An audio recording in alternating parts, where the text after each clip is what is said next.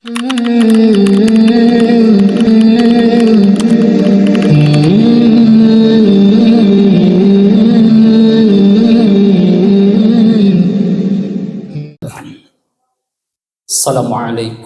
warahmatullahi wabarakatuh.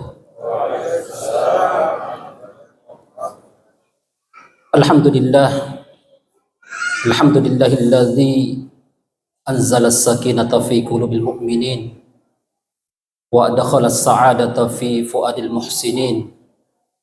Asyhadu an la ilaha illallah wahdahu la syarika lah, ilahul alamin, wa asyhadu anna Muhammadan abduhu wa rasuluhu imamul muttaqin. Allahumma shalli ala Muhammad wa ala alihi wa ashabihi ajma'in, amma ba'd. Qala Allah subhanahu wa ta'ala fi kitabil karim, wa la taqfu ma laysa laka bihi ilmun innas sam'a wal basara wal fuada kullu ulaika kana anhu mas'ula. Sadaqallahul azim. Hadirin para jamaah yang sangat dirahmati Allah subhanahu wa ta'ala, alhamdulillah, di malam yang berbahagia ini senantiasa kita untuk terus memuji dan bersyukur hanya kepada Allah subhanahu wa ta'ala dengan segala nikmat dan rahmat, sehingga sampai pada malam ini kita masih diberikan kesempatan, diberikan umur panjang untuk bertemu dengan bulan suci Ramadan. Dan malam ini adalah malam, saya ragu, tiga dan dua. Artinya mungkin sebahagian di antara kita ini sudah malam ketiga, dan sebahagian yang lain ini baru malam yang kedua. Tetapi kalaupun ada malam yang keempat, ya kita hormati selama itu punya landasan yang kuat. Artinya begini, saya mengawali bahwa perbedaan di dalam praktek keagamaan adalah sesuatu yang lumrah. Dan hal ini menjadi biasa bagi kita karena sudah seringnya terjadi perbedaan tersebut. Perbedaan ini sesungguhnya sudah selesai di tingkat elit, di tingkat asas oleh para fuqaha, para ulama. Karena dengan disiplin ilmu mereka masing-masing, sehingga mereka menerima perbedaan tersebut. Yang menjadi persoalan adalah perbedaan itu di tingkat bawah. Yang boleh dikata ilmu kita masih sedikit, bahkan mungkin tidak ada sama sekali ilmu kita tentang itu, lalu kita berdebat. Yang pada akhirnya memvonis bahwa kitalah yang paling benar dan lain adalah salah. Inilah kenapa saya mengawali tausiah pada malam ini dengan sebuah ayat yang mengatakan wala taqfu ma laysa laka bihi ilmun. Jangan engkau mengikuti ma laysa laka bihi ilmun, sesuatu yang kamu tidak punya ilmu di dalamnya. Kenapa? Resikonya innas sam'a, sesungguhnya pendengaran, wal basara, penglihatan, wal fuad, dan hati, kullu ulaika kana anhu mas'ula, semuanya itu akan dimintai pertanggungjawaban di hadapan Allah subhanahu wa ta'ala. Jadi di satu sisi saya melihat bahwasanya perbedaan di dalam praktek keagamaan ada hikmah di baliknya. Apa hikmahnya? Kita disuruh untuk terus belajar. Sehingga dengan kita menggali ilmu agama, kita tidak akan mudah menyalahkan pendapat orang lain. Bahkan ada satu kata bijak mengatakan, semakin bertambah ilmu seseorang, semakin ia tidak mudah untuk menyalahkan pendapat orang lain. Dan inilah sesungguhnya yang harus kita kembangkan. Saling tasamuh, toleransi di dalam berpendapat. Selama itu punya dasar. Kecuali ketika pendapat itu tidak punya dasar, ini yang perlu kita curigai. Maka sebenarnya apa? Bulan Ramadan bulan di mana kita diperintahkan, dianjurkan untuk banyak-banyak melakukan kebaikan. Kenapa di bulan Ramadan kita diperintahkan dan dianjurkan untuk banyak membuat kebaikan? Karena pahalanya tentu berbeda dibanding kebaikan-kebaikan yang kita lakukan di luar bulan Ramadan. Nah sekarang, apa usaha kita untuk menjadikan amalia kita, amalan-amalan kita di bulan Ramadan lebih berkualitas daripada tahun-tahun sebelumnya? Sebab kita tidak ingin ibadah Ramadan ini hanya dimaknai sebatas ritual belaka. Kita ingin ibadah yang kita lakukan itu memberikan efek, memberikan pengaruh di dalam kehidupan kita. Sehingga kalau saya memberikan sebuah ilustrasi, sebuah usaha, sebuah pekerjaan, itu nanti dikatakan sukses dan berhasil ketika pekerjaan itu mampu memberikan efek dan pengaruh bagi orang yang melakukan pekerjaan tersebut, baik itu langsung maupun tidak langsung. Maka kalau kita beribadah juga demikian. Dikatakan bahwa ibadah seseorang dikatakan berkualitas. Ibadah seseorang dikatakan sukses dan berhasil di bulan Ramadan ketika ibadah itu memberikan efek dan pengaruh di dalam kehidupan sehari-hari, khususnya di bulan Ramadan. Sehingga dari tahun ke tahun tentunya harus lebih meningkat, baik itu secara kuantitas maupun kualitas ibadah kita. Nah sekarang, apa trik, apa cara agar ibadah kita berkualitas di hadapan Allah Subhanahu wa Ta'ala? Yang pertama adalah ibadah kita harus didasari dengan ilmu. Dengan ilmu kita bisa membedakan mana yang baik dan mana yang buruk. Di bulan Ramadan ada ilmunya. Apa ilmunya? Kita tahu bulan Ramadan bulan rahmah. Tetapi persoalannya adalah tidak semua orang yang berpuasa itu otomatis akan mendapatkan rahmat Allah Subhanahu wa Ta'ala. Tergantung pada usaha kita untuk menggapai rahmat Allah Subhanahu wa Ta'ala. Bagaimana caranya? Ini ilmunya. Bagaimana caranya kita bisa mendapatkan rahmat Allah Subhanahu wa Ta'ala? Itu di dalam Al-Quran disebutkan, innalladzina amanu, yang akan mendapatkan rahmat Allah Subhanahu wa Ta'ala di bulan Ramadan. Yang pertama, orang-orang beriman. Siapa orang beriman? Banyak dalil, banyak ayat, banyak hadis yang menjelaskan tentang pentingnya kita beriman. Pentingnya iman menjadi landasan kita di dalam beribadah. Dan iman menjadi jalan untuk mendapatkan rahmat Allah Subhanahu wa Ta'ala. Hadis yang mengatakan man shoma ramadhana imanan. Itu jelas. Kalau kita berpuasa, tidak makan, tidak minum, dan segala yang membatalkan, karena dasar iman kepada Allah Subhanahu wa Ta'ala, maka apa? Ghufira lahu ma taqaddama min zambi. Berarti kalau kita ingin diampuni dosa kita oleh Allah Subhanahu wa Ta'ala, maka puasa yang kita lakukan dasarnya adalah keimanan. Ayat lain mengatakan ya ayyuhalladzina amanu, yang diseru, yang dipanggil orang beriman. Nah, kita ini berpuasa, harusnya landasan kita adalah landasan keimanan kita kepada Allah Subhanahu wa Ta'ala. Dan itulah cara untuk mendapatkan rahmat. Iman itu tidak cukup hanya diucapkan. Saya beriman kepada Allah, selesai, tidak. Iman itu tidak sebatas ucapan, tetapi iman itu butuh pembuktian. Kalau sekedar ucapan, saya kira anak di atas yang kecil-kecil juga bisa mengatakan saya beriman. Tetapi mana buktinya? Siapa? Iman itu tidak cukup hanya ucapan, tetapi butuh pembuktian. Jadi syarat pertama untuk mendapatkan rahmat Allah Subhanahu wa Ta'ala adalah bagaimana kita beriman kepada Allah Subhanahu wa Ta'ala. Yang kedua, alladzina hajaru, bahwa kalau ingin mendapatkan rahmat di bulan Ramadan, kita harus berhijrah. Apa itu hijrah? Hijrah ya pindah, benar. Hijrah itu pindah. Jadi kalau bapak ibu pindah dari satu komplek, dari satu jalan ke jalan yang lain, itu makna secara harfiah hijrah, berpindah. Tetapi makna hijrah sesungguhnya bukan hanya badan kita yang berpindah. Hijrah sesungguhnya adalah bagaimana sifat dan perilaku kita juga harus berpindah, alias harus berubah.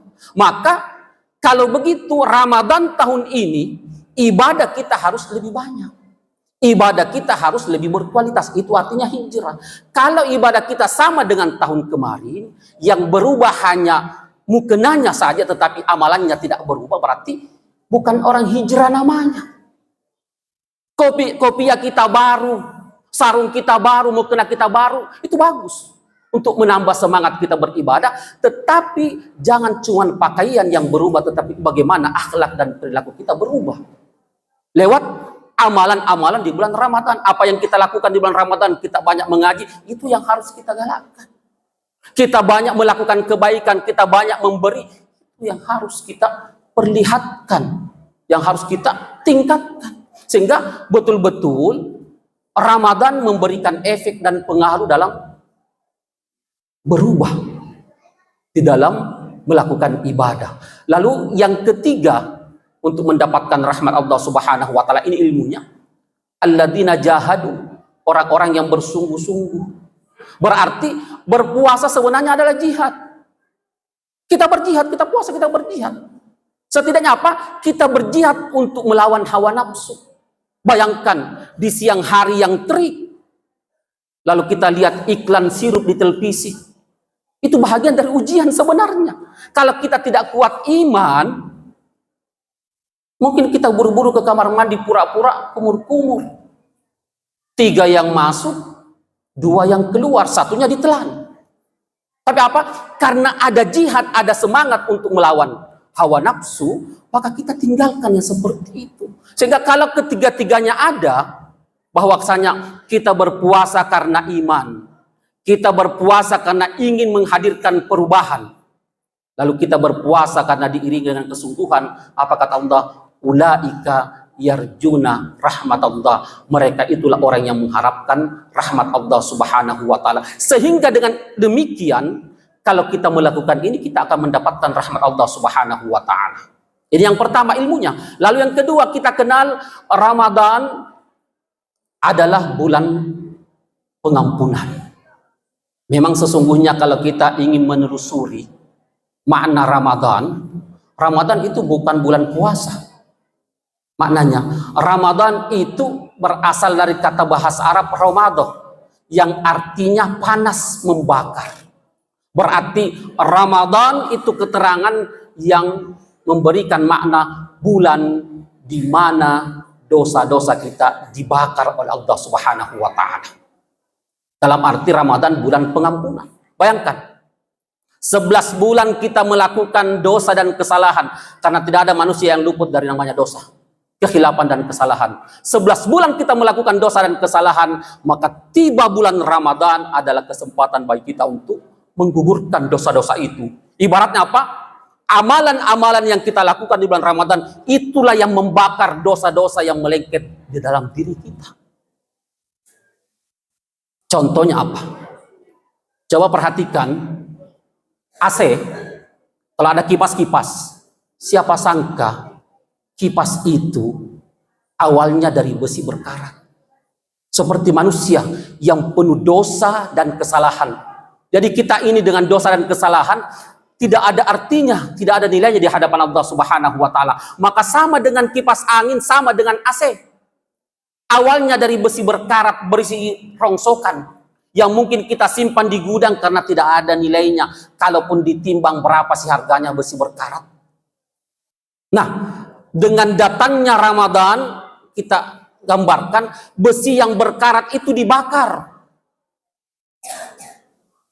dengan api yang panas, lalu besi itu meleleh, mencair. Setelah itu apa? Dibentuk dengan sentuhan teknologi. Awalnya besi berkarat dibakar di atas api yang panas, lalu diolah dan dibuat dengan sentuhan teknologi, maka besi itu menjadi kipas angin, besi itu menjadi AC, besi itu menjadi kendaraan. Kita tidak sangka bahwasanya itu mesti berkarat.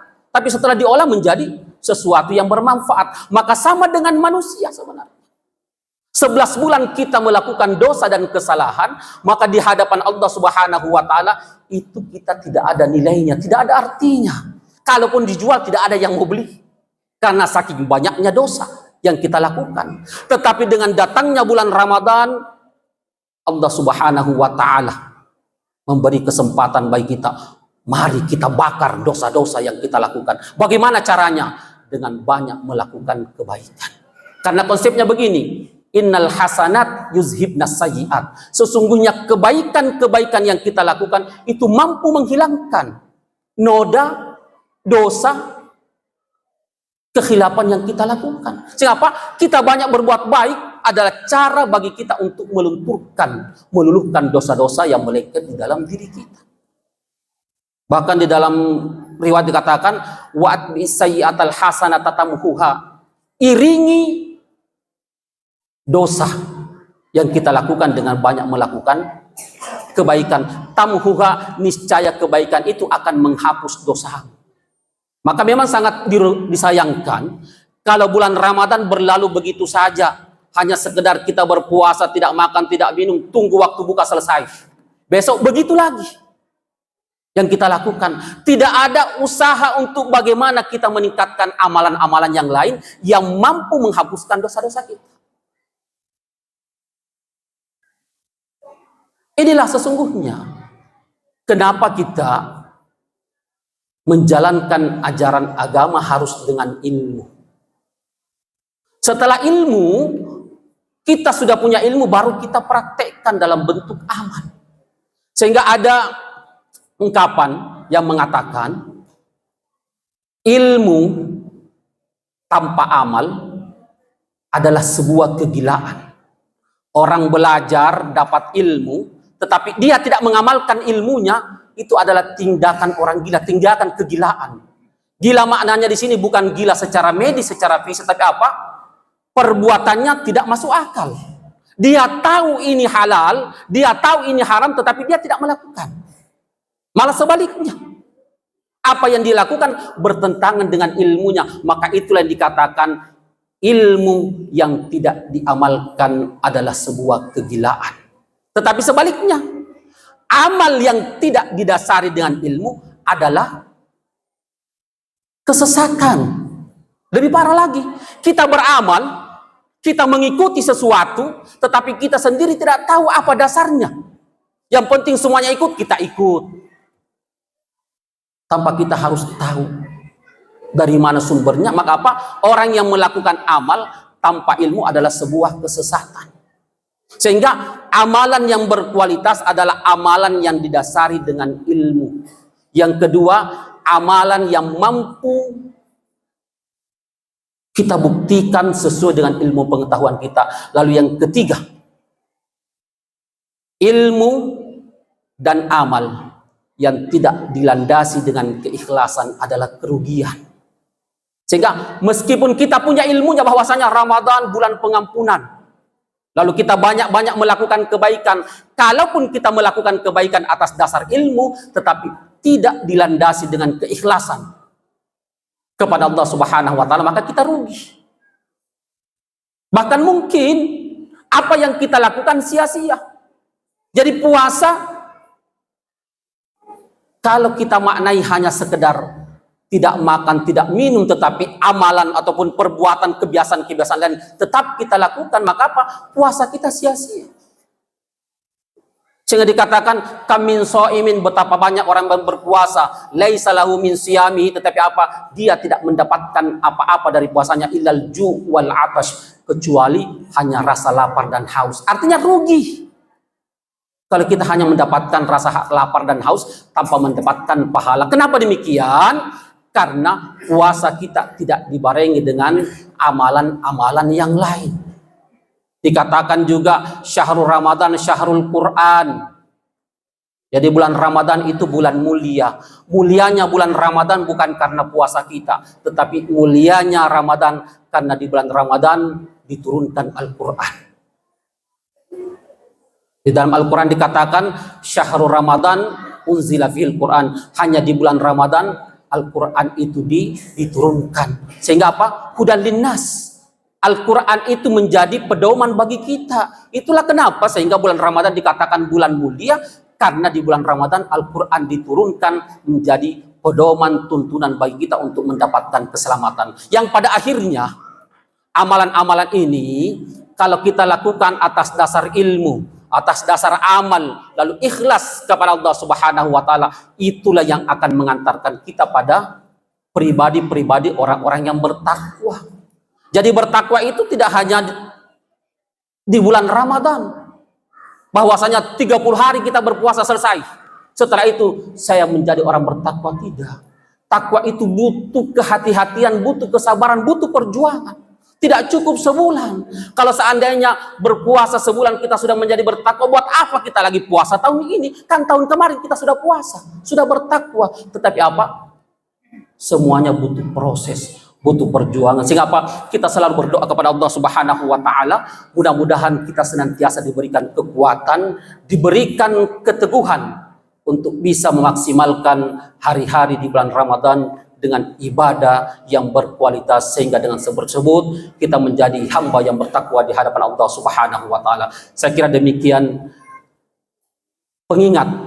Saya tidak mengatakan nasihat, pengingat bagi kita, karena sesungguhnya agama adalah nasihat, memberikan peringatan adalah sebuah perintah agama. Fadzakir fa inna dzikra tanfa'ul mu'minin. Mari kita berlomba-lomba di dalam melakukan kebaikan. Fastabiqul khairat. Wassalamualaikum warahmatullahi wabarakatuh.